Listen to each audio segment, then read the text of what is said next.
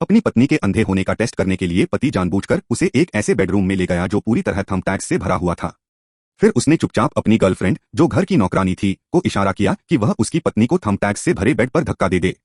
लेकिन उसे यह नहीं पता था कि उसकी पत्नी की आईसाइट पहले ही वापस आ चुकी थी। वह उनकी पूरी प्लान समझ चुकी थी, इसलिए उसने बड़ी चालाकी से नौकरानी को ही सबक सिखाते हुए उसे थंबटैग्स से भरे बेड पर गिरा दिया। यह देखकर आदमी तुरंत अपनी गर्लफ्रेंड को संभालने के लिए दौड़ा ताकि उसकी पत्नी को सच का पता न चले। पति ने अपनी पत्नी से कहा कि वह रेस्ट करे ताकि सब कुछ नॉर्मल लगे और चुपचाप नौकरानी को हॉस्पिटल ले गया। लेकिन उसे नहीं पता था कि उसकी पत्नी पहले से ही सब कुछ जानती थी क्योंकि उसका पुनर्जन्म हो चुका था। दरअसल अपनी पिछली लाइफ में जब वह अपने बीमार बच्चे को हॉस्पिटल ले जाने की कोशिश कर रही थी तो अंधी होने की वजह से वह सीढ़ियों से गिर गई थी। उसकी अंधता का फायदा उठाकर उसके पति ने बच्चा उससे छीन लिया और उसे मरने के लिए छोड़ दिया ताकि वह नौकरानी से शादी कर सके। लेकिन भगवान को यह बिल्कुल पसंद नहीं आया और उस लड़की को दूसरी लाइफ मिल गई। पुनर्जन्म होने के बाद पत्नी ने कसम खाई कि वह उन दोनों को उनकी गलतियों की सजा जरूर दिलाएगी।